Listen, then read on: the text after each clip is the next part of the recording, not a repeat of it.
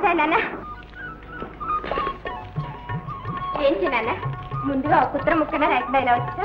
అనుకోకుండా సెలవులు వచ్చాయి జయ. నీ చేతి వంట తినాలనిపించింది, వచ్చేసాను.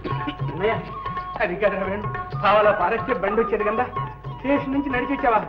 ఈ పారెడు దూరానికి పండింది కన్నయ్య. దూరానికి కాదురా, దారిలో ఎందరి కళ్ళు పడి ఉంటాయి, ఎంత దిష్టి తగిలి ఉంటుంది. ఇప్పటికే ఊళ్ళో కొంతమంది ఏడికి చస్తా ఉన్నారా. ఇనప ముక్కులు కొట్టుకుని బతికే రంగయ్య తమ్ముడిని బిఏలు ఎంఏలు ఎట్లా చదివిస్తున్నాడా అని. సర్లే, అదంతా నీకేం తెలుస్తుంది కానీ నీ చదువు సండే ఎట్టా ఉంది? బిఏ తప్పకుండా పాస్ అవుతా అన్నయ్య. అది అది కాస్త పాస్ అయిపోయావంటే నాన్న ఇంత ఉబ్బిపోతాడు కదా నాన్న. నేను ఉబ్బిపోవడం కాదమ్మా, ఊళ్ళో వాళ్ళంతా ఉడికి ఉడికి ఆ ముందనಷ್ಟು పోయి చేస్తున్నాడు కానీ నువ్వు లోపల పద. ఎవరు? భూత వైద్యుడు గారా? నమస్కారం అండి వైకుంఠం గారు. దీర్ఘాయు ఆరోగ్యమస్తు. ఎలా ఉన్నాయి ఊళ్ళో భూతాలు? భూతాలేమిటి, ఇప్పుడు మనుషులే పట్టేశాం. మందులకు మంత్రాలకు అన్నింటికీ మనమే. ప్రస్తుతం మీ అన్నయ్య సంగతి చూడు. వెళ్ళవయ్యా సోది. బాబు నువ్వు లోపలికి వెళ్ళరా. ఉండవయ్యా రంగయ్య. ఏం నాయనా వేటు వేటు రాజాధిరాజ మహారాజ కుమారుల్లాగా రంగు రంగు తేలావు. స్వర్ణ భస్మం ఏమైనా సేవిస్తున్నావా? స్వర్ణ భస్మం కాదు, సొరకాయ భస్మం. అమ్మా నువ్వు వాడిని లోపల తీసుకెళ్ళమ్మా. చూడమ్మా, మన పక్కింటి బంగారం పిలిచి బాబాయ్కి దిశ తీసేమని చెప్పు. అలాగే నాన్న. పాడు కళ్ళు పాడు మనుషులు. మన కళ్ళను గురించి నువ్వేమీ భయపడకు. చూడు ఎంత మందపు అద్దాలున్నాయో, ఈ దృష్టి ఏం పని చెయ్యదు. ఏది చెయ్యలేవు? చెయ్యలేదు, కాళ్ళు పావేంటుంటారు. అయ్యో రామ, కోపడ్డానికైనా కొంచెం ఓపిక ఉండాలిగా. విధవ వ్యాధి, ఎముకలు కొరుక్కు తినే వ్యాధి. వైకుంఠయ్య, అసలే నేను చాలా అవస్థలు పడుతున్నాను. ఆడేమో చదువు మానేస్తానంటున్నాడు. దీనికి తోడు నీ పాడుకోతల వాడు విన్నాడంటే ఇంకేమో చెప్పగలరా. ఇదిగో వాడు ఊళ్ళో ఉన్నంత వరకు మందు గిందు రోగం గేగం అంటూ నువ్వు వీధిలో రావడానికి వీలేదు. రంగయ్య అట్లా అంటే ఎట్లా చెప్పు. ఓ మంచి దివ్యౌషధం వచ్చింది, చూస్తావు. నువ్వు నోరు మోస్తావా లేదా?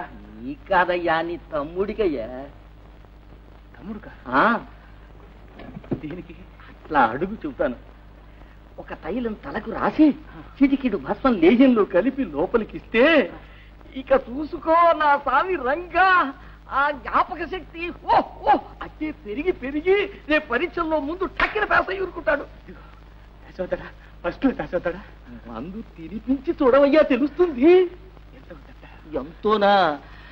తైలము భస్మము లేహ్యము 3 కలిస్తే అర్థమండలానికి ఒక 25 రూపాయలు అంతే. అంతే 25.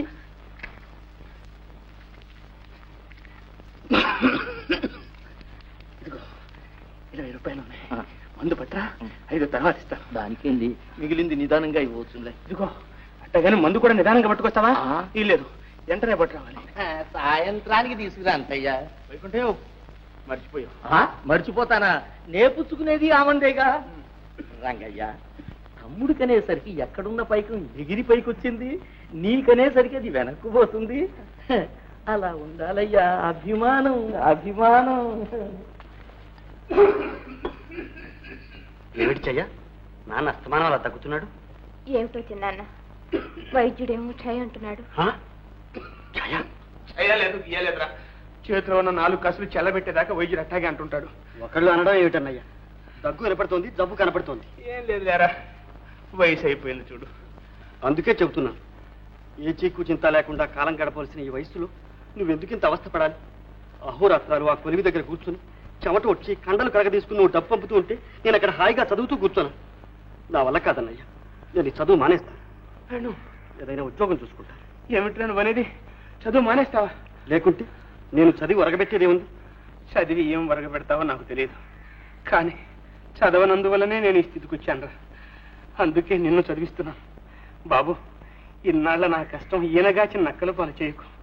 ఆ బిఏ పూర్తి చేయి, ఆ తర్వాత అంటావా చాకరీ మానేస్తాను, హాయిగా కూర్చుంటాను. సరేనా? అమ్మా జయ, ఈ గొడవల్లో మర్చిపోయానమ్మా, బాబాయికి దిష్టి తీయించావా? అదొక్కటే తక్కువ. పిచ్చి సన్నాసి.